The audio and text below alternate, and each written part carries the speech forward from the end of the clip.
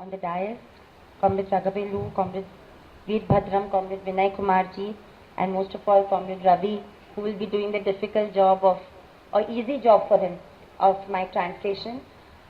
I would just like to begin by extending deep, humble appreciation for being invited for this honor. I remember reading Telangana Armed Struggle as a student, and Comrade Sundaraya was somebody we all looked up to, and to be delivering a memorial lecture and in his name is a true honor. Thank you very, very much for having me here. అన్నిటికంటే ముందుగా వేదిక మీద ఉన్నటువంటి పెద్దలకు అందరికీ నమస్కారాలు.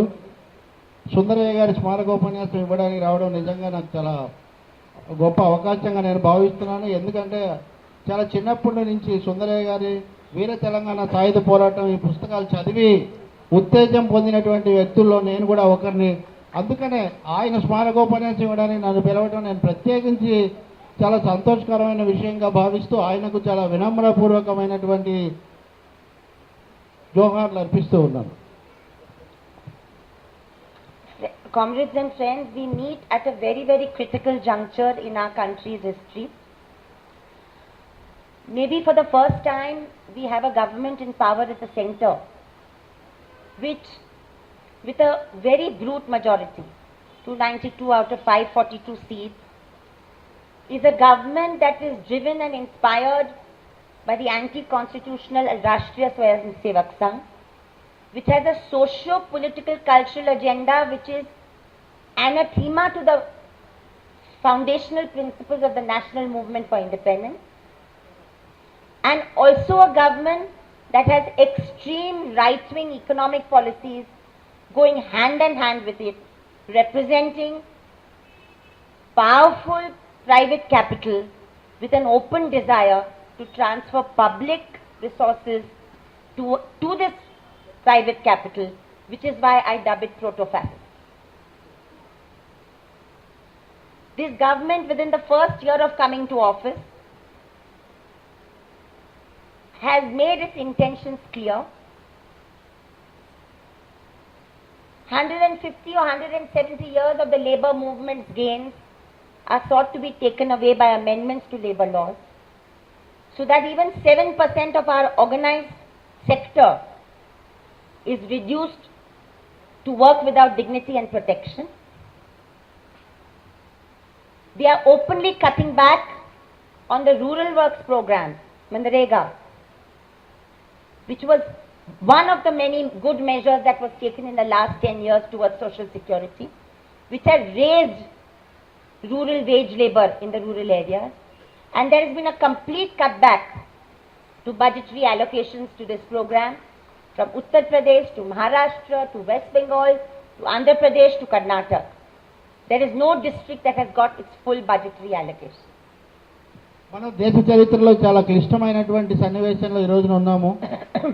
మొదటిసారిగా కేంద్రంలో ఒక ప్రభుత్వం వచ్చింది. ఈ ప్రభుత్వం ఎటువంటిదంటే, ఈ ప్రభుత్వం ఏ రాజ్యాంగం మీద ఆధారపడిందో ఆ రాజ్యాంగం యొక్క మౌలిక విలువల మీద నమ్మకం లేనటువంటి ఒక ప్రభుత్వం.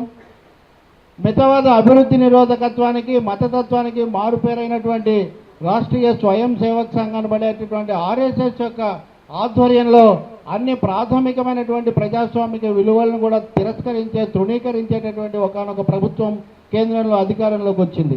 అధికారంలోకి రావడం మామూలుగా కాదు. వాళ్ళకు ఒక బండ మెజారిటీ 180 స్థానాలు, ఇంకా అవి ఇవి కలిసి 290 స్థానాల వరకు ఉన్నటువంటి ఒక తిరుగులేని ఆధిక్యతతో ఈ ప్రభుత్వం అధికారంలోకి వచ్చింది. కాబట్టే ఏడాది గడిచే లోపల ఇట్లాంటి ప్రభుత్వం ఉంటే ఏం జరుగుతుందో అవన్నీ కూడా మనం చూస్తున్నాం. అభివృద్ధి నిరోధకమైనటువంటి మితవాద విధానాలతో పాటు శ్రామిక వర్గం సాధించుకున్నటువంటి అన్ని హక్కుల మీద కూడా ఈ ప్రభుత్వం దాడి చేస్తూ ఉంది. ఒక 60-70 ఏళ్లలో పోరాడి సాధించుకున్నటువంటి కనీసమైన హక్కులు, కార్మిక హక్కులు, ఉద్యోగ భద్రత, ఇట్లాంటి వాటన్నిటి మీద కూడా దాడి జరుగుతుంది. అసలు దేశంలో సంఘటిత రంగంలో ఉన్నటువంటి ఉద్యోగులు, కార్మికులే 7% అయితే ఆ 7% యొక్క హక్కులు కూడా కుదించేటటువంటి ప్రయత్నం చాలా తీవ్ర స్థాయిలో జరుగుతుంది. అలాగే మనం గ్రామాల్లోకి వెళ్తే గ్రామీణ శ్రామికులకు కనీసమైనటువంటి ఉపాధి కల్పించే ఈ గ్రామీణ ఉపాధి పథకం మీద కూడా తీవ్రమైనటువంటి దాడి జరగడం, దాన్ని కుదించేయడం, దానికి కేటాయించాల్సినటువంటి నిధులను అన్ని రాష్ట్రాల్లో కూడా కోత కోయడం జరుగుతోంది.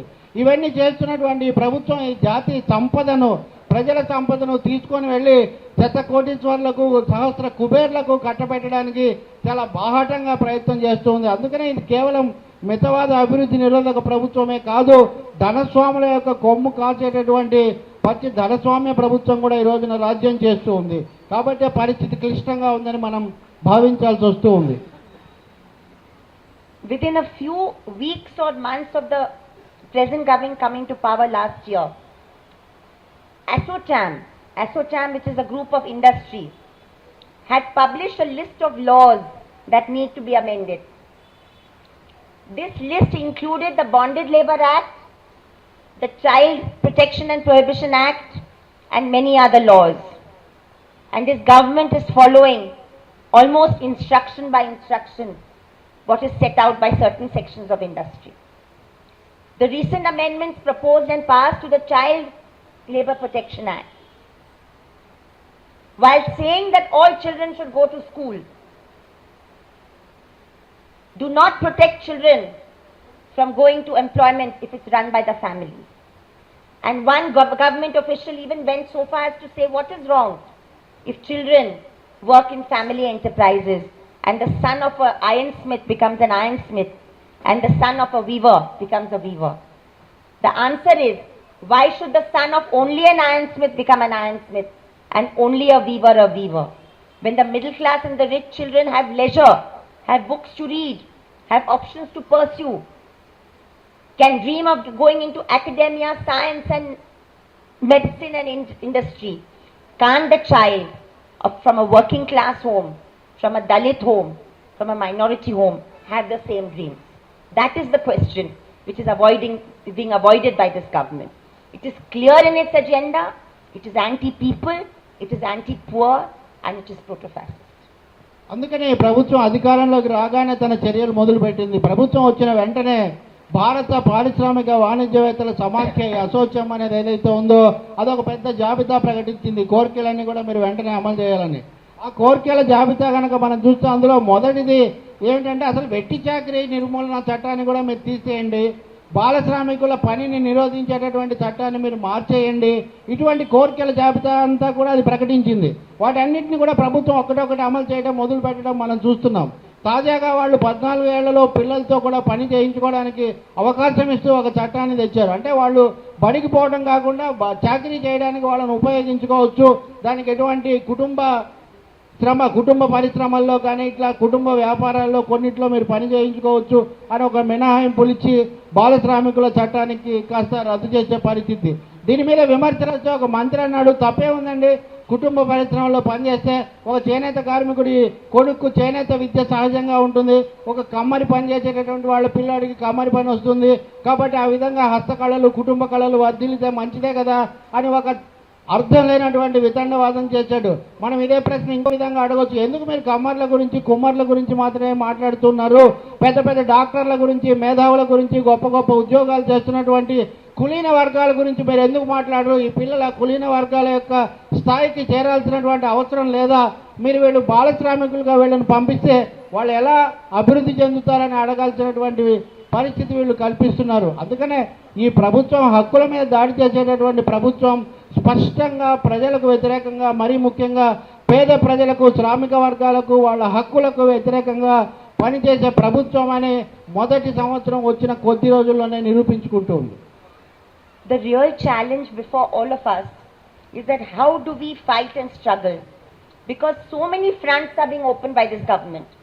So many issues are being flagged by this government, that how do we build our alliances and how does a common resistance emerge? That is the biggest challenge before us today. This government has also been called a government of the Ordinance Raj. Quite apart from the land acquisition ordinance which has been twice promulgated, within 3 days of coming to power, an ordinance was brought in simply to bring in Mishra, which the TRAI regulations prohibited him from being brought into the PMO, but to circumvent the restrictions posed by TRAI, the regulatory authority, telecom regulatory authority, the ordinance was promulgated and Mishra was brought in. Now who is this Mishra in the PMO and why was it important to bring him? It's important to understand today there's a complete war between two ministries of the central government, the Tribal Ministry and the Environment Ministry. The Tribal Ministry, first time a Union Tribal Minister was appointed was under Vajpayee's NDA-1. And today the same man is minister. He is elected from Orissa, from a tribal area. And he has taken on his own government because the government is seeking to dilute the Forest Rights Act, which was brought in 2006. And even UPA-1 dragged its feet, and the rules were only passed in 2009. And what did the Forest Rights Act try to do? 8% of Indians live in are Adivasi. They live off forest lands. But the 1927 Act that was there before this Act was brought in by the British to encourage timber cutting and trade and to create a forest mafia. For the first time, the Forest Rights Act sought to protect the rights of the tribals over this land and gave the right to the Gram Sabha, which is the local self-government, to have a say in how this forest land will be dealt with and what will be done on this forest land. In October 2014, 28th of October precisely, Prakash Javadekar, who's a Rajya Sabha member, he doesn't even get elected from anywhere. He's the Minister of State for Environment, reporting directly to the PMO. He writes a letter to the district collectors saying that you don't have to take the permission of the Gram Sabha, and district collectors are empowered to enact MOUs which are passed by the central or the state government. Immediately the tribal ministry reacts. And today the war is still on, it is not resolved. So it is not in just the Land Acquisition Act, but even in the Forest Rights Act, that this government is trying to undo all the good that was done by earlier legislation. ఈ ప్రభుత్వాన్ని మనం ఈ ప్రభుత్వం యొక్క విధానాలను ఎదుర్కోవాలంటే అది ఒక విషయం కాదు, అనేక రూపాల్లో అనేక రంగాల్లో కొత్త కొత్త పద్ధతుల్లో ఈ ప్రభుత్వం ప్రజల హక్కుల మీద దాడి చేస్తూ ఉంది. ఈ దాడులు చేయడమే కాదు, చట్టబద్ధమైన పాలనకు కూడా ఈ తూట్లు పొడుస్తూ ఉంది. వచ్చినప్పటి నుంచి కూడా ఆర్డినెన్స్ల మీద ఆర్డినెన్స్లు గుప్పిస్తూ ఉంది. భూసేకరణ ఆర్డినెన్స్ గురించి మనందరికీ కూడా తెలుసు. కానీ భూసేకరణ ఆర్డినెన్స్ కంటే చాలా ముందే ఒక ఆర్డినెన్స్ తీసుకొచ్చారు. అది ఏంటంటే ప్రధాని కార్యాలయంలోకి మిశ్రా అనేటటువంటి ఒక అధికారిని ప్రవేశపెట్టడం కోసం ఆర్డినెన్స్ తీసుకొచ్చారు. ఆ మిశ్రా గారిని ప్రవేశపెట్టడానికి సంబంధించి రెగ్యులేటరీ కమిషన్ యొక్క ఆంక్షలు ఉన్నాయి, దానికి సంబంధించినటువంటి తతంగం ఉంది. దాని అంతా కూడా పక్కన పెట్టేసి ఆగమేఘాల మీద ఆర్డినెన్స్ ఇచ్చి ఆయన తెచ్చి ప్రధాన కార్యాలయంలో పెట్టుకున్నారు. అంటే ఏం అవసరమో దాని వెనక ఉన్నటువంటి ప్రయోజనాలు ఏంటనేది ఇక్కడ ఆలోచించాలి. ఈ ప్రభుత్వంలో గిరిజన మంత్రిత్వ శాఖకు పర్యావరణ మంత్రిత్వ శాఖకు మధ్య ఒక ప్రచ్ఛన్న యుద్ధం జరుగుతుంది. అసలు గిరిజన శాఖకు ఒక మంత్రిని మొదటిసారిగా వాజ్పేయి ప్రభుత్వం ఉన్నప్పుడే ప్రవేశపెట్టారు. కానీ తర్వాత వచ్చినటువంటి విధానాలతో ఆ మంత్రిత్వ శాఖ ఆ ప్రభుత్వం మీద ఆ పార్టీ మీద కూడా విమర్శ చేసేటటువంటి పరిస్థితి వచ్చింది. ఎట్టకేలకు యూపీఏ మొదటి ప్రభుత్వం ఉన్నప్పుడు అటవీ హక్కుల చట్టం అనేది ఒకటి ఆమోదించడానికి అవకాశం ఏర్పడింది. కానీ దానికి సంబంధించిన నియమ నిబంధనలు రావడానికి మళ్ళీ 2009 దాకా ఆగాల్సి వచ్చింది. ఇదంతా అయిన తర్వాత 2014 అక్టోబర్లో ఈ ప్రభుత్వం వచ్చిన తర్వాత ప్రకాష్ జావదేకర్ అనే ఒక ఆయన ఈ పర్యావరణ శాఖకు సహాయ మంత్రిగా స్వతంత్రంగా నిర్వహిస్తున్నాడు. ఆయన నేరుగా మోడీ కిందే పనిచేస్తాడు, ఎవరికి జవాబుదారీ కాదు. ఆయన ఒక ఉత్తర్వు జారీ చేశాడు, లేఖ రాశాడు. ఏమనంటే జిల్లా కలెక్టర్లు అనేవాళ్ళు మీరు నేరుగా ఆదివాసులకు సంబంధించిన విషయాల్లో మీరు నిర్ణయాలు తీసుకోవచ్చు. అటవీ హక్కుల చట్టంలో ఒక మాట చెప్పారు, ఈ దేశ జనాభాలో ఆదివాసులు గణనీయంగా ఉన్నారు. అటవీ సంపద మీద చెట్లు కొట్టాలన్నా ఇంకొకటి చేయాలన్నా వాళ్లకు ఉండేటటువంటి హక్కులను మనం పరిరక్షించాలి. అలాగే ఆదివాసులు ప్రధానంగా ఉన్న ప్రాంతాల్లో ఏదైనా మనం ప్రాజెక్టులు చేయాలన్నా భూమి తీసుకోవాలన్నా గ్రామ సభల యొక్క అనుమతి పొందడం తప్పనిసరి అని అటవీ హక్కుల చట్టంలో పేర్కొన్నారు. కానీ ప్రకాష్ జావదేకర్ వచ్చి కలెక్టర్లు నేరుగా మీరు నిర్ణయం తీసుకోవచ్చు, గ్రామ సభలను సంప్రదించాల్సినటువంటి అవసరమే లేదని చెప్పి ఈయన ఉత్తర్వు జారీ చేశారు. దీని మీద మళ్ళీ గిరిజన శాఖ అభ్యంతరం తెలిపింది.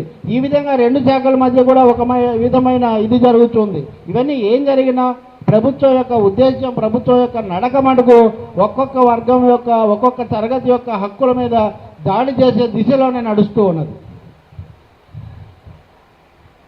So it is the Forest Rights Act, Manrega, Right to Information Act, Right to Food Security, and all these rights-based legislations that had come in after 50, 60 years of governance, due to a realization that while we have fundamental rights in our constitution, the directive principles that are there for socio-economic equity and non-discrimination have not been realized by large sections of our people, which is why we had enacted these legislations. And every effort is being made to dilute them, to change them. This government is known as the government of flip-flops.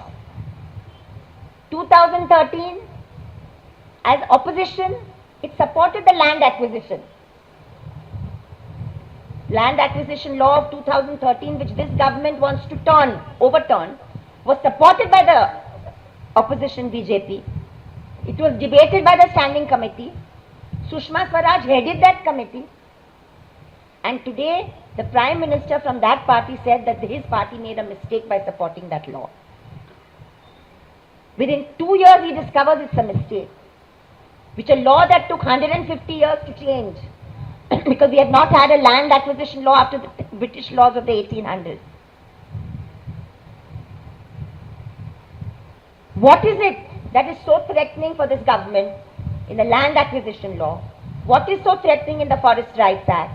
What is so threatening in Manrega? What is so threatening in food security? That somehow it seeks to give some semblance of dignity and rights, at least on paper, to our people. ఈ హక్కులన్నీ కూడా 50-60 ఏళ్ల పాటు పోరాటం వల్ల లభించినవి తప్ప ఏవో ఆషామాషిగా వచ్చినవి కాదు. కానీ ప్రభుత్వం వచ్చిన తర్వాత భూసేకరణ చట్టం మీద, అటవీ హక్కుల చట్టం మీద, గ్రామీణ ఉపాధి మీద, సమాచార హక్కు చట్టం మీద, విద్యా హక్కు కల్పిస్తున్నటువంటి విద్యా హక్కు చట్టం మీద, ప్రతి దాని మీద కూడా దాడి చేస్తున్నది. దాడి చేయడంలో కూడా మళ్ళీ చాలా తలకిందులు మొక్కలు కూడా ఉన్నాయి. ఉదాహరణకు భూసేకరణ చట్టం వచ్చినప్పుడు అప్పుడు సుష్మా స్వరాజ్ గారే స్థాయి సంఘానికి, పార్లమెంటరీ స్థాయి సంఘానికి అధ్యక్షురాలుగా ఉన్నారు. అప్పుడు ఆమె ఉన్నటువంటి ఆ సంఘం, ఆమె కూడా దాన్ని బలపరిచారు. ఇప్పుడు దాని మీద వాళ్ళు మొత్తం తలకిందులు చేసిన తర్వాత అప్పుడు మేము బలపరచడం తప్పు అని వాళ్ళు చెప్తూ ఉన్నారు. ఈ హక్కులన్నీ కూడా పోరాటం ద్వారా సాధించుకున్నవి, కనీసం కాగితం మీదనైనా సరే కొన్ని భద్రతలు కల్పిస్తున్నవి, ప్రజల ఆత్మగౌరవానికి కొంత గుర్తించు తెస్తున్నటువంటి ఈ చట్టాలను మార్చాలని ఎందుకు ఈ ప్రభుత్వం భయపడుతున్నది? భూసేకరణ చట్టంలో కానీ, అటవీ హక్కుల చట్టంలో కానీ ఉన్నటువంటి ఏ అంశాలు ఈ ప్రభుత్వాన్ని ఇంతగా ఇబ్బంది పెడుతూ మార్పులకు కారణమవుతున్నాయన్నది మనం ఆలోచించాల్సిన అంశం. A study by a right to information activists and transparency advocates has shown that this myth created by the corporate sector, that land acquisition is held up, is not true. Only 8% of the total land acquired, which was studied by the RTI activists, was held up because of land acquisition. 72% of the projects that did not complete after land being acquired were in the private sector. Only 22% were in the public sector. So there's an entire myth being created that it is the public sector that is inefficient, that it is public sector projects that hold up development, whereas the greatest burden has been the private sector, whether it is in payment of corporate taxes, water taxes, electricity taxes. And yet, in the last budget of the UPA government, 2013-2014, the corporate sector got subsidies of 5,71,000 crores. Total Manrega spending, total Manrega budgetary allocations is 36,000 crores. But the media will call Manrega as subsidy. But 5,71,000 given to corporates, there is no comment, no discussion, no news hour, no discussion, because the media that is today being electronic media is dominated by the same interests that run our telecom companies, our mining companies.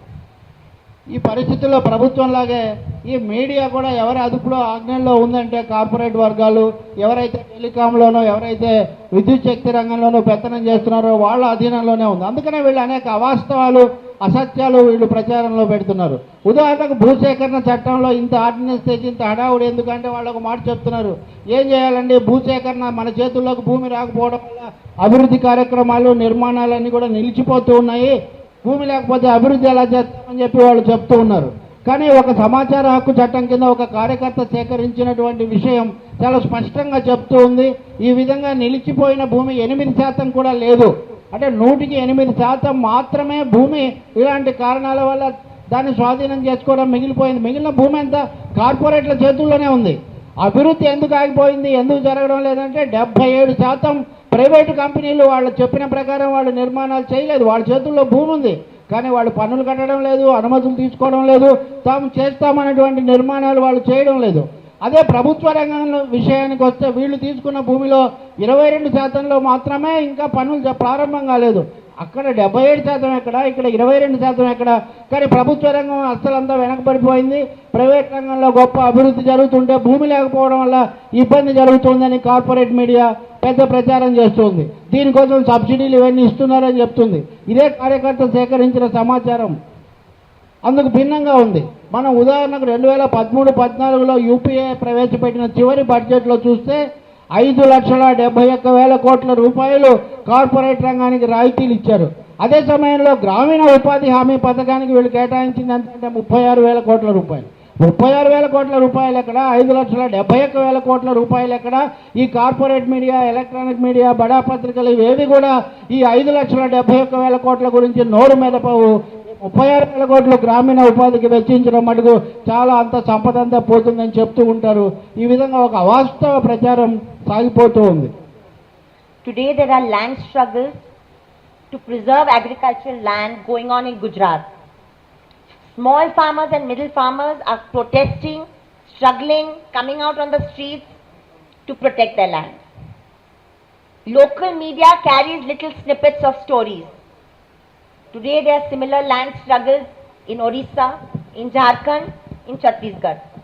But the national media does not debate that this is an entire contestation on at the moment between those who want to preserve their land and those who want to take over the land. This government is sitting on a study that has shown that 60 million people have been displaced because of mega projects between 1947 and 2011. That's a huge number of Indians who've been reduced to poverty because of a certain model of development.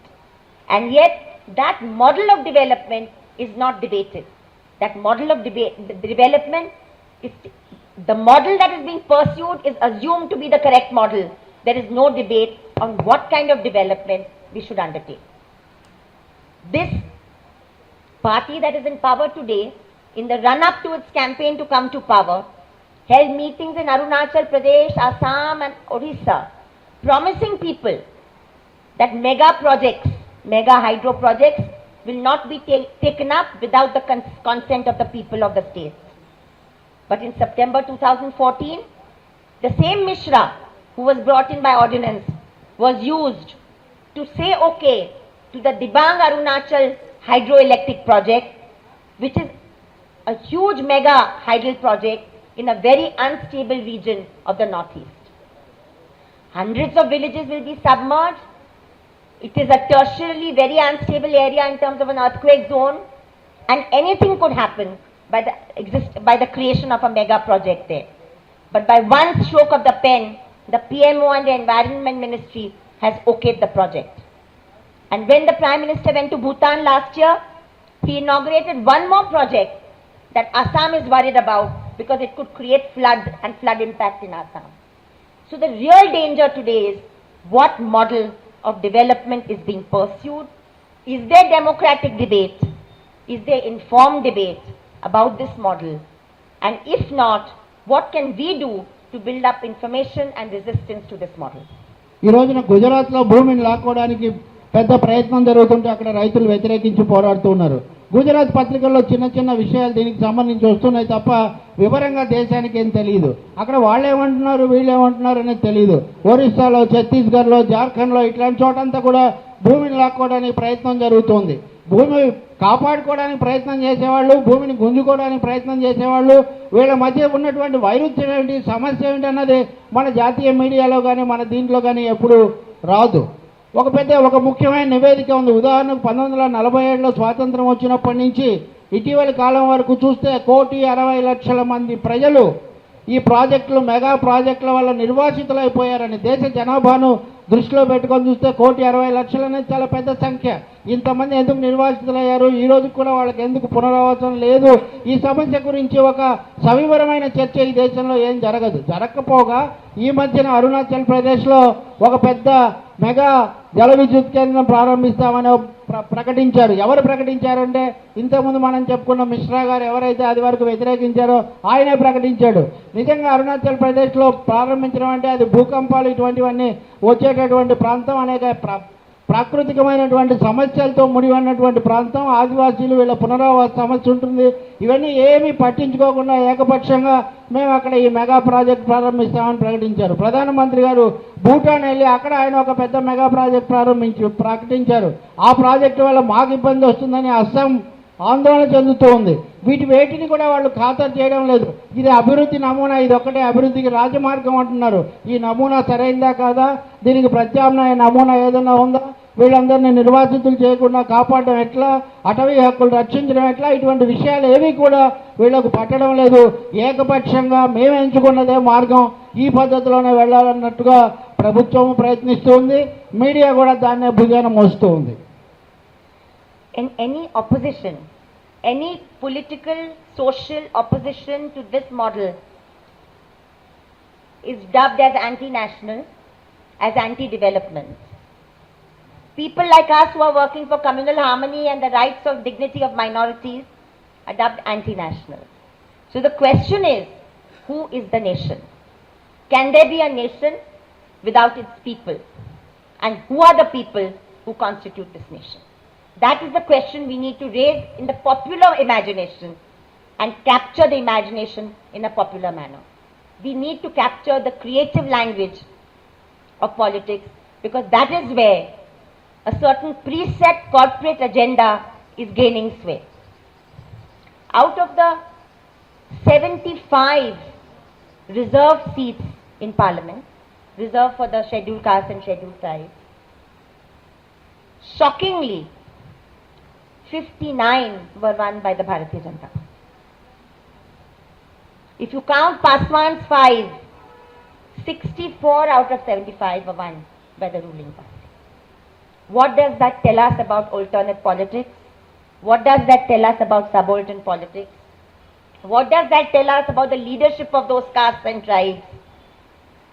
It's a very, very dangerous situation, and we need to really awake to the challenges quickly. అందుకనే ఈ హానికరమైనటువంటి నమూనాలు, ఈ పద్ధతులు మంచివి కాదు, ప్రజాస్వామ్యబద్ధమైనవి కాదని ఎవరన్నా వ్యతిరేకిస్తే వెంటనే వాళ్ళ మీద వీళ్ళు జాతి వ్యతిరేకులు, దేశ వ్యతిరేకులు అని చెప్పి ముద్ర వేస్తూ ఉన్నారు. మీరు మత సామరస్యం అని చెప్తే, మీరు మతాల మధ్య మంచిగా ఉండాలి, లౌకిక తత్వం అని చెప్తే వెంటనే మీ మీద దేశద్రోహులు లేకపోతే జాతి వ్యతిరేకులని ముద్ర వేస్తున్నారు. అంటే ఇక్కడ ముఖ్యమైనటువంటి ప్రశ్న, దేశం అంటే ఏమిటి, జాతి అంటే ఏమిటి, ప్రజలంటే ఎవరు, వాళ్ళ హక్కులు ఎలా కాపాడాలి లాంటి ప్రశ్న, దానికి మనం ముందు సమాధానం వెతుక్కోవాల్సినటువంటి అవసరం ఏర్పడుతుంది. ఈ నిజమైనటువంటి ప్రజల ప్రయోజనాలు కాపాడడానికి మనం ఏం చేయాలి, ఏ ఏ రూపాలు అనుసరించాలి, అనేక రూపాల్లో తమ ప్రయోజనాలు దేశం మీద రుద్దుతున్నటువంటి ఈ శక్తులకు ప్రత్యామ్నాయాలను ఎలా వేదికలను పెంపొందించాలి అనే ప్రశ్న మన ముందుకు వస్తుంది. ఒక ఉదాహరణ చాలు. పార్లమెంట్లో 75 స్థానాలు ఎస్సీ ఎస్టీ స్థానాలు ఉన్నాయనుకుంటే ఇందులో 59 స్థానాలు భారతీయ జనతా పార్టీ ఒక్కటే గెలుచుకుంది.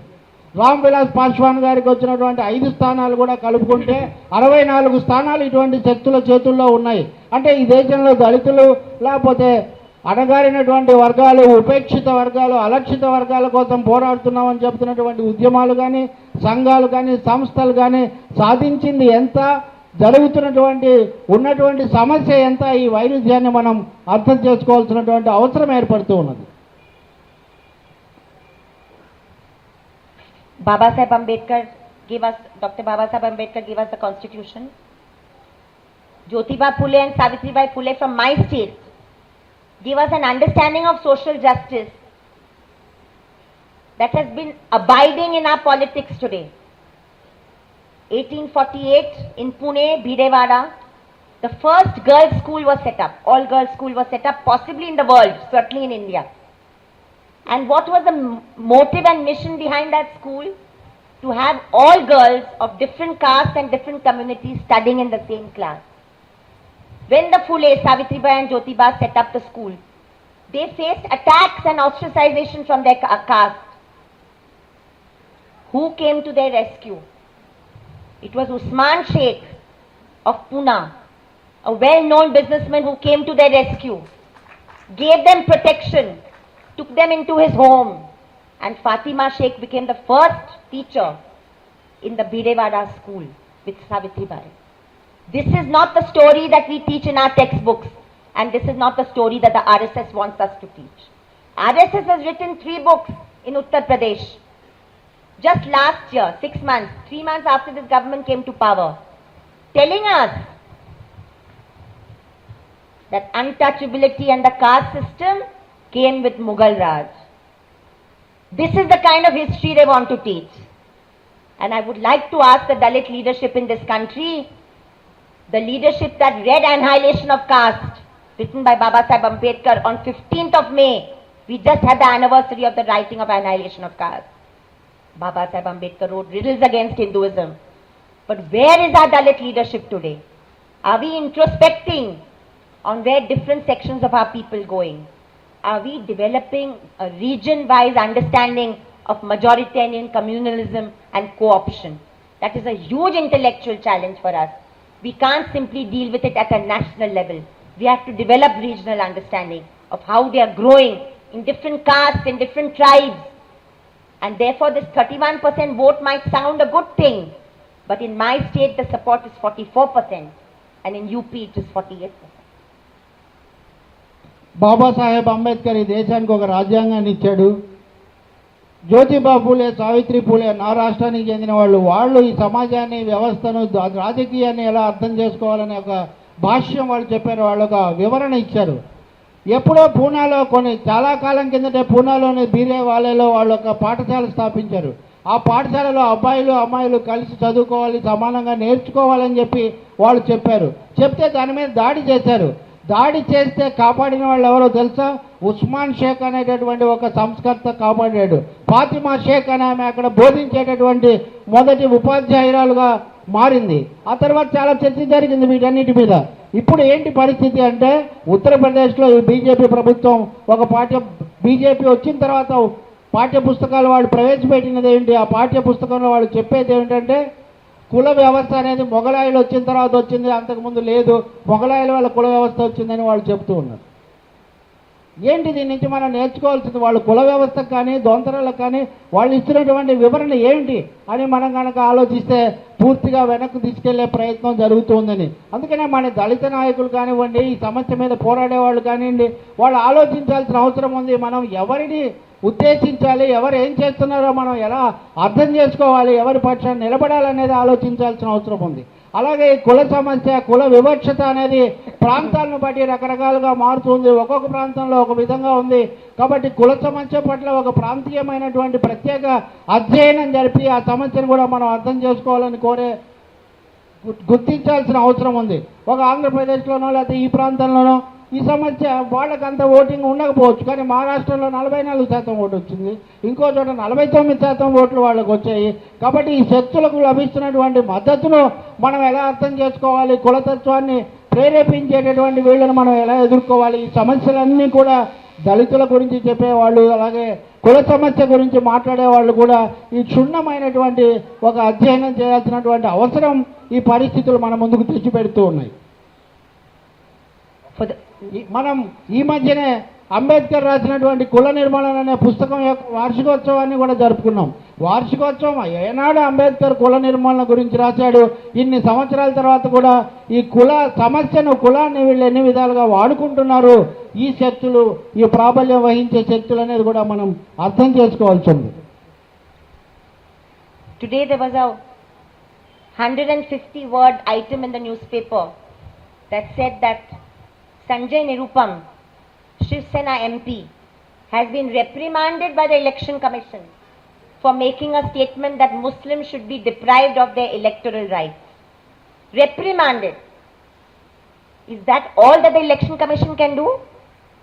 Is this the meaning of the Representation of People's Act, which says that you cannot misuse religion for political ends? In the last 1 year, we have seen statement after statement that are abusive of the minorities, that are creating a certain atmosphere, whether it is Sakshi Maharaj or Sadhvi Niranjan Jyoti, Giriraj Singh. By the way, these are not Sadhvis belonging to the VHP anymore. These are elected representatives to Baba Saheb Ambedkar's Lok Sabha. It is a shame. Our system is a system of collective governance. The cabinet has collective responsibility. If the head of that government remains quiet while his members of parliament speak like this silence can only mean consent. It cannot be seen as anything else.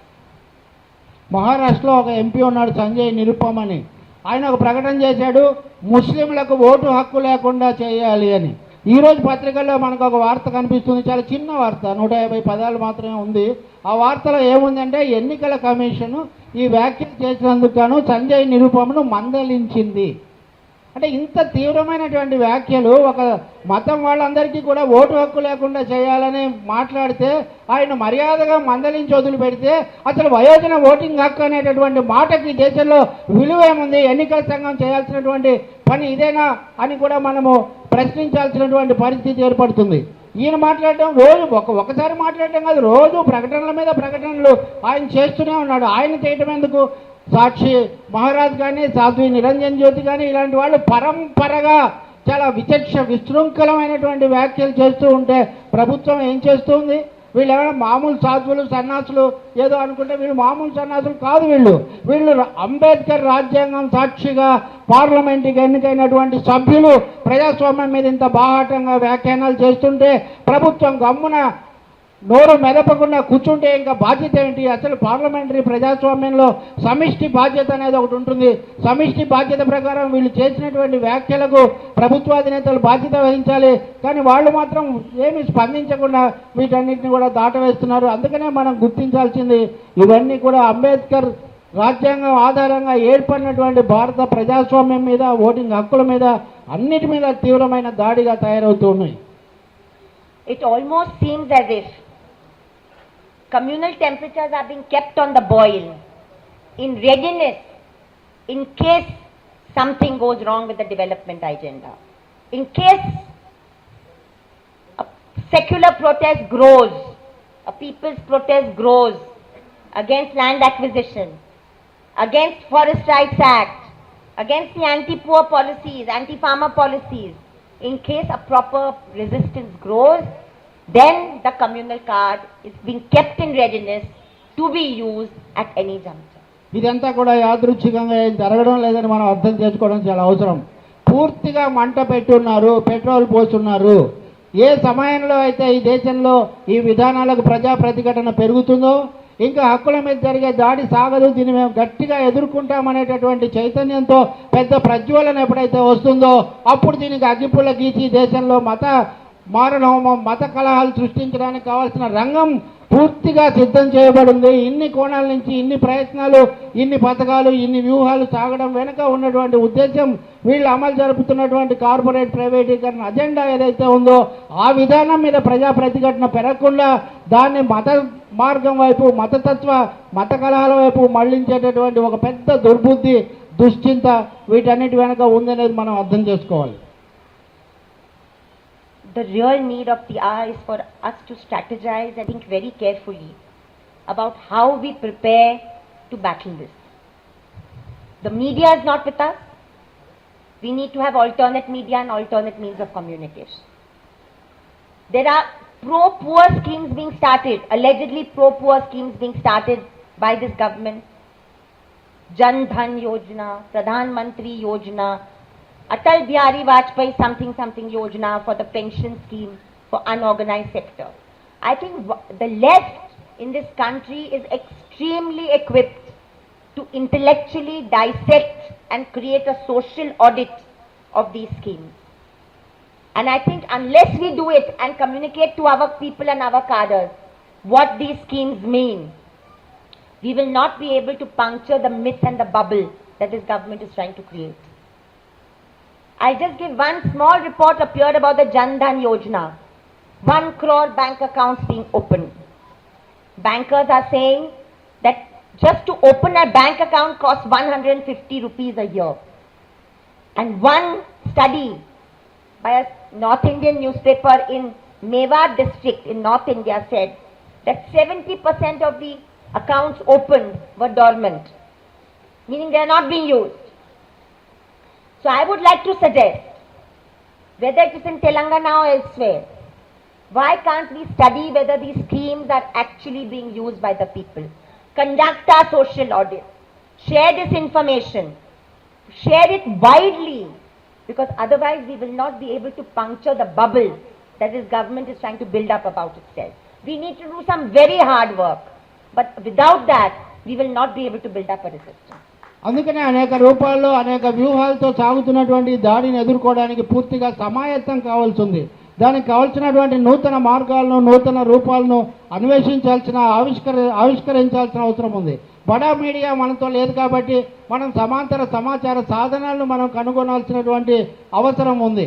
ఒక్క ఉదాహరణ చాలు. ఈ ప్రభుత్వం వచ్చిన తర్వాత ప్రజల పేరిట ప్రజల కోసం అని చెప్పి పెద్ద ప్రచారంతో రకరకాల పథకాలు ప్రారంభిస్తుంది. జన్ ధన్ యోజన అని ఒకటి ప్రారంభించారు, ప్రధానమంత్రి యోజన అన్నారు, అటల్ బిహారీ వాజ్పేయి సంక్షేమ పథకం అని ఇంకోటి అన్నారు, రకరకాలుగా చెప్తున్నారు. వీటి నిజ స్వరూపం ఏమిటి, వీటి వల్ల ప్రజలకు కలుగుతున్న ప్రయోజనం ఏమిటి అనేది క్షుణ్ణంగా అధ్యయనం పరిశీలించాల్సిన అవసరం ఉంది. నా ఉద్దేశంలో వామపక్షాలకు అటువంటి అధ్యయనం చేయడానికి తగినటువంటి మేధా సంపత్తి, సాధన సామాగ్రి, యంత్రాంగం ఉన్నాయని చెప్పి నేను భావిస్తున్నాను. ఒక ఉదాహరణ నేను చెప్తాను. మేవాడ్ జిల్లాలో ఉత్తరాదిన ఒక పత్రిక దీని మీద అధ్యయనం జరిపి ఒక నివేదిక వచ్చింది. మనం జన్ ధన్ యోజన కింద ఒక ఖాతా తెరవాలంటే, అసలు బ్యాంకులో ఒక ఖాతా తెరవాలంటే 150 రూపాయలు కావాలి. ఇప్పటికీ దేశంలో ఉన్న బ్యాంకు ఖాతాల్లో 70% అసలు ఎందుకు వాటికి ఏమి పనికి రావట్లా, వాటిలో ఏమి లావాదేవీలు ఏమి జరగట్లా. ఎందుకు జరగడం లేదు? ప్రజల దగ్గర డబ్బు ఎందుకు లేదు? ఇప్పుడు కొత్తగా ఇన్ని ఆ ఖాతాలు తెరవడం వల్ల జరిగేటటువంటి ఖర్చు ఎంత, నిజమైన ప్రయోజనం ఎంత, ఈ విషయాల మీద కనుక అధ్యయనం చేస్తే చాలా ఆసక్తికరమైనటువంటి చాలా అవసరమైనటువంటి వివరాలు బయటకు వచ్చేటటువంటి అవకాశం ఉంది. అందుకనే వీటన్నిటినీ కూడా విధానాలను ఎదుర్కోవడంతో పాటు వాటి మీద ఒక సాకల్యమైనటువంటి అధ్యయనం కూడా జరగాలి. సమాంతరమైనటువంటి మార్గాలు రూపాలు కూడా కనుగొనాల్సిన బాధ్యత ఉన్నది. The manner in which the planning commission was disbanded without 1 minute debate, simple announcement, and the Niti Aayog was created, signaled the end of a planned economy, signaled the end of a tradition in our country to ensure allocation of resources to those sections that were not vocal, those sections that are not visible. And if we look at the allocation in the last 1 year, we can see that the SC/STs, the scheduled caste, scheduled tribe allocation, gone down. Allocation for Muslim minority economic schemes, scholarship schemes, gone down. Because the clear thrust of this government is that it should not be questioned on what it does, and it should continue with its majoritarian economic and majoritarian social, majoritarian political agenda. హఠాత్తుగా ఒక రోజున క్షణం కూడా ఆలోచించకుండా ప్రణాళికా సంఘానికి కాలం చెల్లిందని ప్రకటించారు. హఠాత్తుగా దాని మీద ఏం చర్చ లేదు. దాని స్థానంలో నీతి ఆయోగ్ అనేది ఒకటి మేము ప్రవేశపెట్టామన్నారు. ఆ విధంగా ప్రణాళికాబద్ధమైనటువంటి వ్యవస్థ కేటాయింపులు అనే దానికి భరతవాక్యం మంగళం పాడేశారు. ఈ దేశంలో ఉన్నటువంటి పద్ధతి ఏమిటి? ఒక క్రమ పద్ధతిలో కేటాయింపులు చేయడం ఒకటైతే, ముఖ్యంగా ఏ వర్గాలైతే పెద్దగా నోరు లేని వర్గాలు ఉన్నాయో, అమాయకంగా అసహాయంగా ఉన్నాయో ఆ వర్గాలకు వాటి అభివృద్ధికి కావాల్సినటువంటి కేటాయింపులు ఎంతో కొంత చేయడం ఈ దేశంలో ఉన్నటువంటి ఒక పద్ధతి. దాన్ని పూర్తిగా లేకుండా చేయాలంటే అసలు ఈ ప్రణాళిక విధానం లాంటిది ఉండకూడదు అనే దానికోసం చేసినటువంటి పని. ఇప్పుడు మీరు తాజా బడ్జెట్లు మీరు పరిశీలించండి. ఎస్సీ ఎస్టీలకు కేటాయింపులు తగ్గిపోయినాయి, మైనార్టీలకు కేటాయింపులు తగ్గిపోయినాయి, చాలా పథకాలకు కేటాయింపులు తగ్గిపోయినాయి. ఇవన్నీ తగ్గించాలంటే ప్రణాళికా సంఘం అక్కడ ఒక ప్రాధాన్యతల చర్చ ఇటువంటిది ఉంటే కుదరదు. కాబట్టి ముందు దాన్ని తీసేయాలనేటటువంటి పద్ధతిలో ఈ చర్చ, ఇటువంటి చర్యలు వీళ్ళు తీసుకోవడం జరిగింది. Just look at the figures for the SC/ST allocation that have gone down. For the scheduled caste, the allocation has gone down from 43,208 crores to 19,000 crores. Huge drop. For the scheduled tribes, it has gone down from 26,000 crores to 20 crores. And the minority, anyway, the allocation was very low. 3,700 crores has gone to 3,100 crores. So, it's a challenge because we have to look at figures, because we have to look at budgets, and we have to do social audits. At the same time, we cannot forget what this government is trying to do to the Right to Information Act and the Whistleblowers Act. The Whistleblowers Act was not even passed by the UPA 2. It dragged its feet, so UPA 2 did not pass it. I have been lucky enough to know IPS officers in Gujarat. Officers like the former DGP R.B. Srikumar and former IG Rahul Sharma, who did not need the protection of the Whistleblowers Act to stand by the Constitution and tell the truth. They were punished for it, they paid for it, but they stood up to the truth. But most human beings need to have protection to be able to tell the truth, which is why the Whistleblowers Act was conceived, to encourage bureaucracy to take a position and speak out if the government is going wrong. But the amendments being proposed by this government to that act show that they are trying to say that in the name of official secrets, in the name of privacy, in the name of private corporate interests, complaints cannot be lodged. ఈ లెక్కలు మనం చూస్తే ఎస్సీలకు కేటాయించింది 49 కోట్ల నుంచి 23 కోట్లకు వచ్చింది. ఎస్టీలకు కేటాయించింది 27 కోట్ల నుంచి 20 కోట్లకు వచ్చింది. మైనార్టీలకు ఉన్నదే 3,000 చిల్లర కోట్లు అయితే దాన్ని కూడా తగ్గించినటువంటి పరిస్థితి ఉంది. దీని అంతటి సారాంశం ఏమిటి? అధిక సంఖ్యాకులు మెజారిటీ మతస్థులు ఎవరైతే ఉన్నారో మెజారిటీకి సంబంధించినటువంటి ఆర్థిక విధానం, మెజారిటీకి సంబంధించినటువంటి సాంస్కృతిక విధానం, మెజారిటీ యొక్క సామాజిక విధానం దేశం మీద రుద్దడం అనేటటువంటి ఒక లక్షణం దీంట్లో ప్రధానంగా కనిపిస్తుంది. దీనికి సంబంధించి మళ్ళీ కార్పొరేట్ ఆర్థిక విధానాలు కూడా జోడించబడుతున్నాయి. వీటన్నిటి లోతుపాతులు బయటికి రావాలంటే సమాచార హక్కు చట్టాన్ని ఉపయోగించాలి. సమాచార హక్కు చట్టాన్ని ఉపయోగించాలంటే విజిల్ బౌజర్స్ అనే ఈ సామాజిక వేగులు కావాలి. కాబట్టి వీళ్ళ మీద దాడి చేయాలి. యూపీఏ ప్రభుత్వం ఉన్నప్పుడే ఈ వేగుల మీద ఆ చట్టాన్ని సవరించేటటువంటి ప్రయత్నం చేశారు, వాళ్ళకి కాలేదు. కానీ ప్రభుత్వం వచ్చిన వెంటనే ఈ పారదర్శకతకు, సమాచార హక్కుకు తూట్లు పొడిచి ఎవరైతే సమాచారాన్ని బయటికి లాగుతారో వాళ్ళ మీద దాడి చేసేటటువంటి సవరణలన్నీ కూడా తీసుకొచ్చారు. మామూలు విషయాలు బయట పెట్టాలంటే బయట పెట్టినా మాకు రక్షణ ఉంటుంది, బయటకు తీసుకొచ్చిన వాళ్ళకనే రక్షణ ఉండాలి. నేను గుజరాత్లో పనిచేస్తున్నప్పుడు అదృష్టవశాత్తు ఒక ఇద్దరు పోలీస్ ఆఫీసర్లు, రాహుల్ శర్మ ఇంకొక ఆయన ఉన్నారు. వాళ్ళు ఎవరి రక్షణ లేకుండా కూడా విషయాలు బయట పెట్టడానికి ధైర్యంగా ముందుకొచ్చారు. కాబట్టి నేను కొన్ని విషయాలు బయట పెట్టగలిగాను. కానీ అన్ని చోట్ల అటువంటి వాళ్ళు ఉండరు.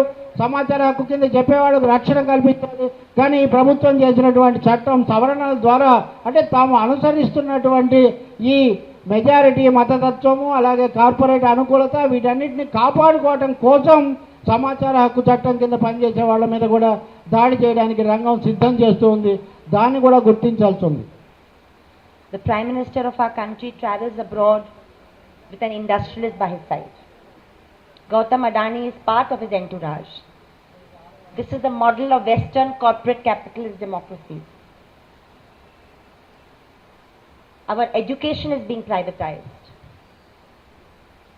Municipal schools, Zilla Parishad schools, state schools are being closed down, and privatization is being encouraged on the one hand, and on the other hand, a certain model of history and culture is being promoted. 3 months before this government came to power in Delhi, Dinanath Batra's 9 books were introduced as supplementary reading in Gujarat. Unscientific, irrational versions of past, Sanskritized and Brahminical history teaching is being taught since 1989 to Gujarat students. Dinanath Batra's textbooks takes this project 1,000 steps further, and 400,000 students of Gujarat are compulsory being made to read that textbook to create cadres of the BJP Bajrang Dal, DHP and the RSS. What did this Human Resources Ministry do, which is taking lessons from the RSS every week? ICHR, Indian Council for Historical Research, Y. Sudarshan Rao was appointed. And his major task, I think he's from Andhra Pradesh if I'm not mistaken, Telangana. His major task and major obsession is to date the Mahabharata and the Ramayana. No Indian can not be proud of the Mahabharata and Ramayana as epics. They tell us about human nature, they tell us about literature, they tell us about the past. But scores of historians have said that they cannot be dated for a scientific set of reasons. Because the periods that they describe cover 700 years, the language style is different, the political economies that they cover have changed over 700 years, from oligarchies to different kingdoms, and yet we are supposed to believe in Amar Chitra Katha kind of history and believe that what Sudarshan Rao says is the truth and start believing it is the truth. Which is why at a meeting of the scientific community, we are told that the evidence of Lord Ganesha, whom we all love, is evidence of plastic surgery in ancient times. I mean, this is the sad part of the project on the communalization of history and culture. It's a dangerous project. It is a project that seeks to make us into mob herd mentality, not questioning, not rational, and objects, not critical exponents of history and social science. ప్రధానమంత్రి గారు ఎప్పుడు విదేశాలకు వెళ్తుంటారు. ఎప్పుడు వెళ్ళినా కానీ ఆయన వెంట పెద్ద పెట్టుబడిదారుల బృందాన్ని తీసుకొని పోతాడు. అందులో గౌతమ్ అదాని తప్పకుండా ఉంటాడు. ఇది పాశ్చాత్య దేశాల పద్ధతి. ఇది అక్కడ పూర్తిగా కార్పొరేట్ రాజ్యం అమలు జరుగుతూ ఉంటుంది. అక్కడ ప్రధానమంత్రులు, అధ్యక్షుడు ఎప్పుడు వెళ్ళినా కానీ వాళ్ళతో పాటు పెట్టుబడిదారులను తీసిపోతూ ఉంటారు. సరిగ్గా అదే చేస్తున్నారు మన ప్రధానమంత్రి కూడా ఈ ప్రభుత్వం వచ్చిన తర్వాత. ఇది ఆర్థిక విషయం. సాంస్కృతిక విషయంలో ఏం జరుగుతుంది? వీళ్ళందరికీ కూడా గురువు లాంటి ఆయన దీనానాథ బ్రత్రా అని ఒక ఆయన ఉన్నాడు. ఈయన 9 పుస్తకాలు రాశాడు. ఈ 9 పుస్తకాలు అశాస్త్రీయమైనటువంటి, చాలా అజ్ఞానజనితమైనటువంటి విషయాలు వీటిలో ఉంటాయి. ఈ 9 పుస్తకాలు ఉపవాచకాలుగా చచ్చినట్టు చదవాల్సిందే అని గుజరాత్లో ఆదేశాలు ఇచ్చారు. ఇంతకుముందు ఇచ్చిన ఆదేశాలు చాలాగా ఇప్పుడు ఇంకా చాలా కొత్తగా మరింత వాటిని పెంచేటటువంటి విధానాలు కూడా వీళ్ళు చేపడుతూ ఉన్నారు. ఇంకొక ఆయన ఉన్నాడు సుదర్శన్ రావు గారు అని. ఆయన ఈ తెలంగాణకు నుంచి వచ్చినటువంటి తెలంగాణకు చెందిన ఒక మేధావి, ఆర్ఎస్ఎస్ ఆ పరివారానికి చెందిన ఆయన ICHR Indian centre for historical research అనే దానికి ఆయన్ను అధిపతిగా పెట్టారు. ఈయన గారి చరిత్ర ఏం చదువుతాడో కానీ భారత రామాయణాల గురించి ఎప్పుడు చెప్తుంటాడు. మనందరికీ కూడా భారత రామాయణాలు చదవడం పట్ల ఎటువంటి వ్యతిరేకత లేదు. అవి చాలా పురాణ గ్రంథాలు, ఎప్పటి నుంచో ఉన్నాయి. వాటి చదివి వాటిలో ఉన్న శైలి, పురాణము, అప్పటి కథ, భాష ఎట్లా ఉంది, మానవ సంబంధాలు ఎలా మారుతూ వచ్చాయి, ఇవన్నీ తెలుసుకోవడానికి ఏమీ అభ్యంతరం ఉండాల్సిన అవసరం లేదు ప్రాచీన సంస్కృతిలో భాగంగా. కానీ సుదర్శన్ రావు వాటిని చరిత్ర కోసం చదవమంటాడు. అదే శాస్త్రం అంతా, శాస్త్ర విజ్ఞానం, చరిత్ర, రాజకీయాలన్నీ దాంట్లో ఉన్నాయి. అవి చదివి వాటి ప్రకారం మనం నడవాలంటాడు. ఇది ఎటువంటి శాస్త్రీయత అనేటటువంటి ప్రశ్న మనకు ఎదురవుతుంది. ఆయన అదే చరిత్ర, అమర చిత్ర కథలో మనం ఏవైతే కథలు చదువుకున్నామో అదే ఈ రోజున ఉపయోగించే చరిత్ర, దాని ప్రకారం మనం నడవాలంటాడు. ఇది ఒక పెద్ద అశాస్త్రీయమైన వ్యవహారం.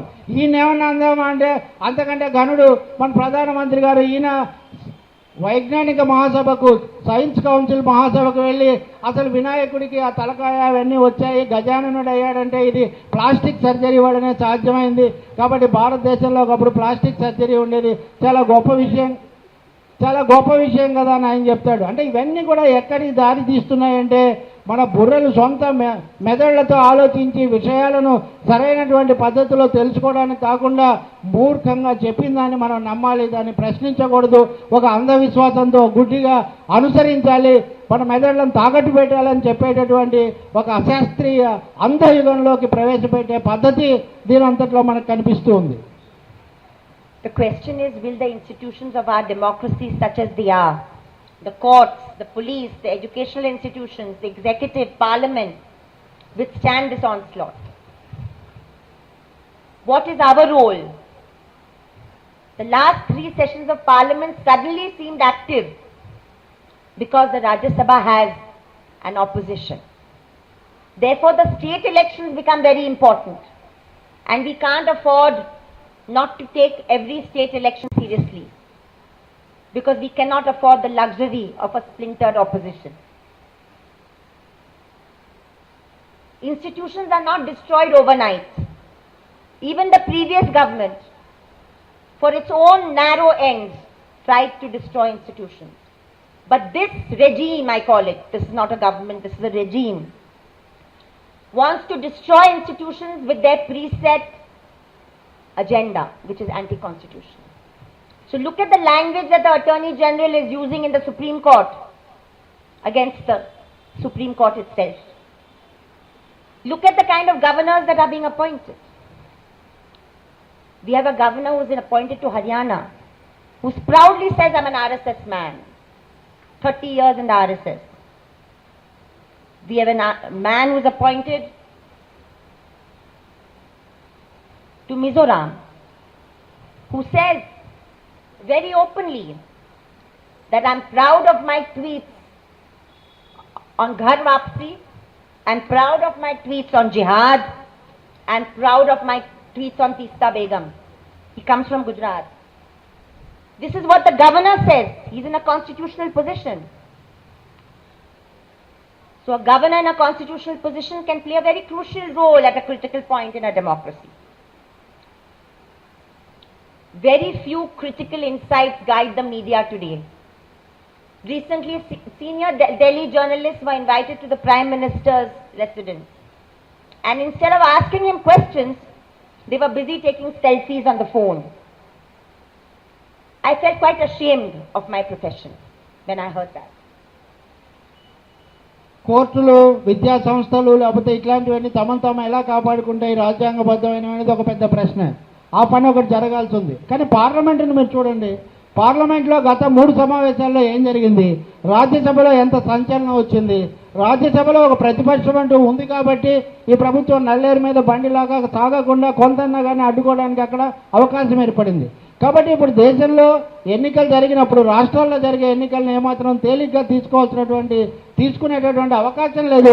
రాష్ట్రాల నుంచి ప్రతినిధులు వెళ్ళే రాజ్యసభలో ఉన్నటువంటి ఈ ప్రతిపక్షం అనేక విషయాల్లో అడ్డుపడుతుంది. కాబట్టి వీటిని కూడా తీవ్రంగా తీసుకోవాల్సినటువంటి ఒక అవసరం ఈ రోజున మన ముందుకు వస్తూ ఉంది. ఎందుకంటే ఈ ప్రభుత్వం ప్రతి వ్యవస్థ మీద దాడి చేస్తుంది. దీన్ని అసలు నేను ప్రభుత్వం అనడానికి సిద్ధంగా లేను. ఇదొక పాలనా వ్యవస్థ అని మాత్రమే నేను అంటాను. ఈ పాలనా వ్యవస్థ అనేది పూర్తిగా రాజ్యాంగ విరుద్ధమైనటువంటి పద్ధతులను పాటిస్తూ ఉంది, వాటికి పాల్పడుతూ ఉంది. ఈ ప్రభుత్వం నియమించిన అటార్నీ జనరల్ సుప్రీంకోర్టుకు వ్యతిరేకంగా వాదిస్తాడు. సుప్రీంకోర్టుకు వ్యతిరేకంగా వాదించాడు, ఆయన వ్యాఖ్యలు చేశాడు. ఈ ప్రభుత్వం నియమించినటువంటి గవర్నర్ హర్యానాలో వెళ్ళి ఆయన నేను ఆర్ఎస్ఎస్ వాదిని చెప్పుకోవడానికి చాలా గర్వపడుతున్నానని చెప్తాడు. ఇదే ప్రభుత్వం మిజోరాంకు నియమించిన గవర్నరు ఈయన చాలా గొప్ప ట్విట్టర్లో ట్వీట్లు ఇచ్చాడు. నా ట్వీట్లన్నీ తలుచుకొని నేను చాలా గర్వపడుతున్నాను, ఇప్పటికి కూడా వాటికి కట్టుబడి ఉన్నాను. ఘర్ వాపసీ గురించి కానీ, లవ్ జిహాదీ గురించి కానీ, తీస్తా సెతల్వాద్ మేడం మీద కానీ, తీస్తా బేగం మీద నేను చేసినటువంటి వ్యాఖ్యలు కానీ వీటన్నిటికి కూడా నేను కట్టుబడి ఉన్నాను. మేడం నేను కట్టుబడి ఉన్నానని చాలా గర్వంగా ప్రకటిస్తాడు. అంటే ప్రభుత్వ రాజ్యాంగ వ్యవస్థలో భాగంగా వస్తున్నటువంటి వాళ్ళు ఇంత బాహాటంగా రాజ్యాంగ సూత్రాలను ఉల్లంఘిస్తుంటే ఎంత తీవ్రమైన ప్రమాద స్థితి వచ్చిందనేది మనం అర్థం చేసుకోవాల్సి ఉంది. Actually, we are facing a deep moral crisis today, and that moral crisis can be seen in the way the Indian government and the Indian national electronic media handled the Nepal earthquake. It was very shocking and it was very tragic. The Prime Minister tweeted that the Nepal Prime Minister got to know of the earthquake because Modi called him. I mean, is this what you tell a neighboring country when the neighboring country is going through a tragedy of such magnitude? And then our national media is told to get out by Nepal because of the kind of coverage it was conducting over there. Crass and insensitive coverage, not looking at what the Nepali people were going through, but simply concerned with what India is doing for Nepal. This is what a country that was responsible for the non-aligned movement, was responsible for uniting the entire third world, despite being poor and battered after partition, this is what we have been reduced to by this government. Comrade Mohammad Salim tweeted yesterday or day before that today we have a Prime Minister who said he is not proud to be an Indian until he became Prime Minister. I mean, this is the level we have reduced ourselves to. And hence, we have to do some very serious thinking. In the capital of Delhi, the streets with Muslim emperors' names, Akbar, Aurangzeb, etc., are being defaced by some ghost forces. We don't know who they are. Because the Delhi government, the central government has no idea who these people are. And again, the Prime Minister is quiet. Our history seeks to change the contributions of Maulana Azad, B. Amma, Maulana Shaukat Ali, Jawhar Ali. They seek to rewrite the entire national freedom struggle because they want to call Nathuram Godse a freedom fighter. I mean, it's a matter of complete and utter shame. And now the real challenge is, how do we protest? How do we resist? How do we create our own popular history embedded in people's minds that will tell the story of Savitribai Phule, Jyotiba Phule, Usman Sheikh, Fatima Sheikh, Baba Saheb Ambedkar, Birsa Munda, Ashfaq, and a million other freedom fighters of different castes, tribes and communities. This nation might have been feudal, but it was wealthy before the British came. It was seeped dry by colonial powers. And the Rashtriya Swayamsevak Sangh never fought the British. They were collaborators with the British. And yet we do not know this about the RSS. Today they seek to reinvent themselves as if they are freedom fighters. ఇలాంటి దారుణమైన పరిస్థితుల్లో మామూలుగా మనకు కొన్ని అంతర్గత సమాచారాలు, విశ్లేషణలు media ద్వారా అందాల్సి ఉంటుంది. కానీ మీడియా ఏం చేస్తుంది? మీడియా నుంచి ఏమీ రావడం లేదు. కొద్ది రోజుల కింద ప్రధానమంత్రి మోడీ గారు సీనియర్ జర్నలిస్టులందరినీ కూడా పిలిచి మాట్లాడడానికి పిలిచారు. వెళ్ళిన వాళ్ళు మోడీని ఏం ప్రశ్న ఇలా ఆయనతో కలిసి సెల్ఫీలు తీసుకోవడానికి చాలా ముచ్చట పడిపోయి ఆ సెల్ఫీల కోసం వీళ్ళందరూ కూడా ఎగబడిపోయారు. కానీ వాళ్ళ నుంచి వచ్చింది ఏం లేదు. అంతకంటే ఘోరం నేపాల్లో భూకంపం జరిగింది. నేపాల్లో భూకంపం జరిగితే నరేంద్ర మోడీ గారు ఒక ట్వీట్ ఇచ్చాడు. ఈయన నేపాల్ ప్రధాని అడిగాడు, చెప్పాడని. వెంటనే మన పత్రికలన్నింటిలో వార్త ఏంటంటే Narendra Modi tweeted Nepal prime minister, Indian prime minister Nepal prime మినిస్టర్కు ట్విట్టర్ ఇచ్చాడని. చివరికి పరిస్థితి ఎంత ఘోరంగా తయారైందంటే నేపాల్లో వచ్చిన భూకంపం బాధలు అది దానికంటే నరేంద్ర మోడీ గారి నాయకత్వంలో భారత ప్రభుత్వం ఎంత గొప్పగా సహాయ కార్యక్రమాలు చేసింది. ఇవన్నీ కూడా అయిపోయి మన మీడియా వాళ్ళ కథనాలు ఇవన్నీ భరించలేక మీరు తక్షణం ఖాళీ చేసి వెళ్ళిపోండి అని అక్కడి నుంచి పంపించేటటువంటి పరిస్థితికి తీసుకొచ్చారంటే ఈ ప్రభుత్వం కానీ దానికి వంత పడుతున్నటువంటి బడా మీడియా యొక్క ధోరణి కానీ ఎలా ఉంది? ఇటువంటి పరిస్థితుల్లో మనం సమాంతర సమాచారం ఎలా తీసుకొని రావాలి అని ఈ మధ్యనే మాజీ ఎంపీ మహమ్మద్ సలీం ఒక ట్వీట్ చేశాడు. ఏమనంటే, ఏ వ్యక్తి ఇప్పుడు నరేంద్ర మోడీ గారు ప్రధానమంత్రి అయిన తర్వాత మటుకే భారతీయుడైనందుకు గర్వపడుతున్నాను అంటున్నాడు.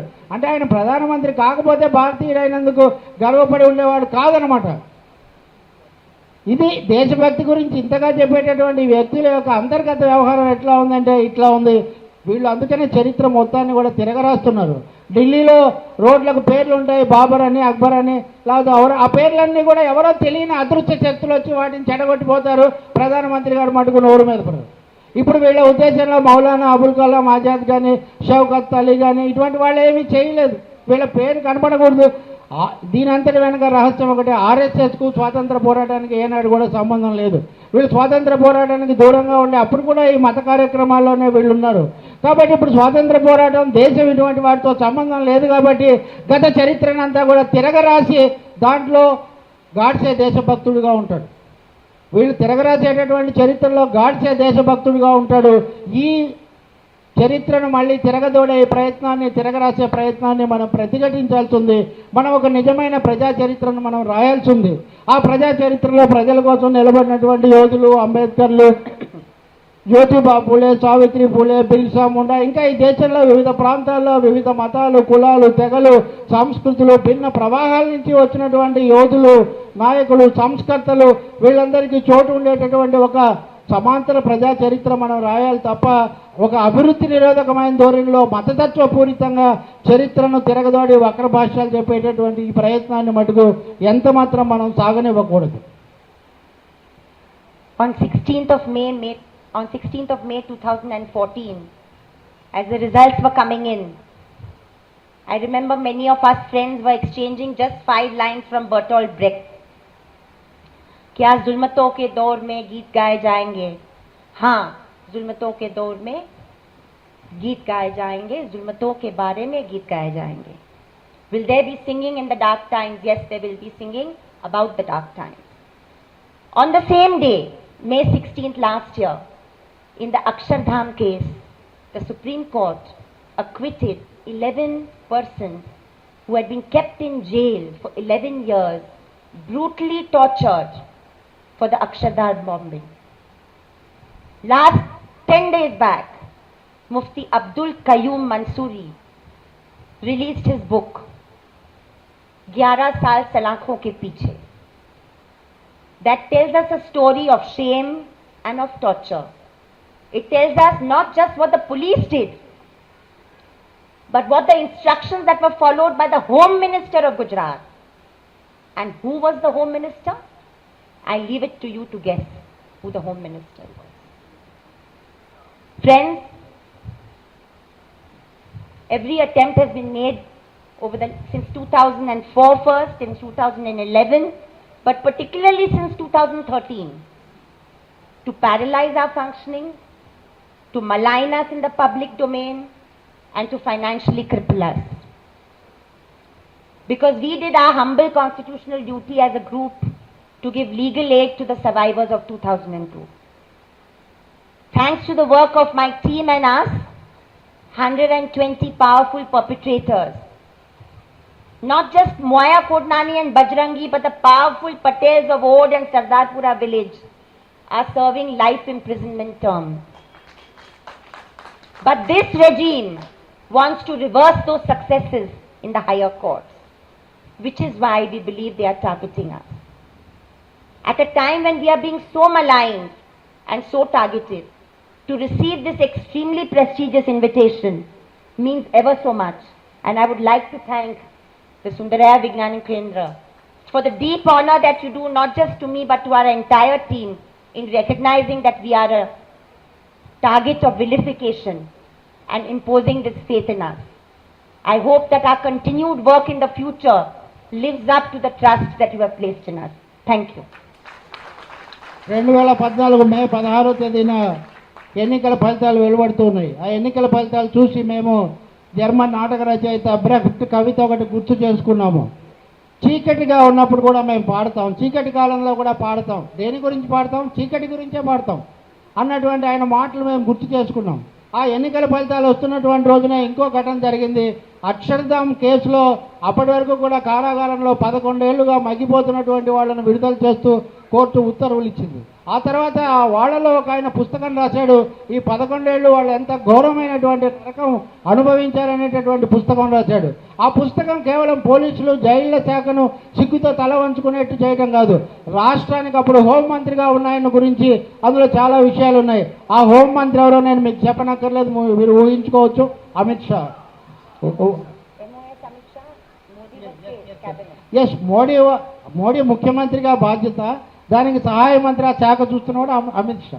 ఇది incharge of minister of state. Modi దానికి క్యాబినెట్ మినిస్టర్ ముఖ్యమంత్రిగా, కానీ హోంశాఖకు సహాయ మంత్రిగా ఉన్నటువంటి వ్యక్తి అమిత్ షా. కాబట్టి ఇటువంటి ప్రభుత్వం వచ్చిన తర్వాత ఏం జరుగుతుంది? అందుకనే గుజరాత్లో సాగినటువంటి మారణహోమం బాధితుల సంరక్షణ కోసం మేము చేసినటువంటి ప్రయత్నాలు, వీటి కోసం మా మీద దారుణమైనటువంటి వేధింపు మొదలైంది. 2013 నుంచి అది మొదలైంది. అది తీవ్ర స్థాయిలో జరుగుతుంది. జరిగినా కానీ ఈ ప్రయత్నాలు అయితే ఆగేదేమీ ఉండదు. కనీసం 120 మందికి ఈ కేసుల్లో 120 మందికి శిక్షలు పడ్డాయి న్యాయస్థానాల్లో. అంటే అనేక మంది బాధితులు గట్టిగా నిలబడడం వల్ల, సహాయపడడం వల్ల ఇది జరిగింది. ఈ శిక్షలు పడిన వాళ్ళలో చాలామంది ఘరానా పెద్దలు ఉన్నారు, గ్రామాల్లో స్థానికంగా పెత్తనాలు చేసేవాళ్ళు ఉన్నారు. వీళ్ళందరూ కూడా మామూలుగా అయితే బయటకు వచ్చి ఉండేవాళ్ళు కాదు. చాలా పకడ్బందీగా తీవ్ర స్థాయిలో సమైక్యంగా కృషి చేయడం వల్లనే ఇది జరిగింది. అప్పటి నుంచి కూడా రకరకాలైనటువంటి వేధింపులు, కేసులు, వీటన్నిటి ద్వారా కూడా మమ్మల్ని చేయడం జరుగుతుంది. జరిగినా కానీ మా పోరాటం కానీ ఇది ఆగేటటువంటిది కాదు. గుజరాత్ ఘటనల్లో బయటపడిన వాళ్ళు, బాధితులను ధైర్యం ఇచ్చి వాళ్ళని నిలబెట్టి ఒక తీవ్ర స్థాయిలో ఈ పోరాటం చేయడానికి మేము కృత నిశ్చయంతో ఉన్నాం. చేయాల్సిన అవసరం కూడా చాలా ఉందని మేము దేశానికి చెప్తున్నాం. అందుకే సుందరయ్య విజ్ఞాన కేంద్రం తరఫున ఈ ప్రసంగం చేయాలని నన్ను పిలవడం ఒక మంచి అవకాశంగా భావించి నేను ఇక్కడికి వచ్చాను. దీనికోసం నేను ఈ సంస్థకు సుందరయ్య విజ్ఞాన కేంద్రానికి చాలా హృదయపూర్వకమైనటువంటి కృతజ్ఞతలు కూడా తెలియజేస్తూ ఉన్నాను. లాల్ సలాం.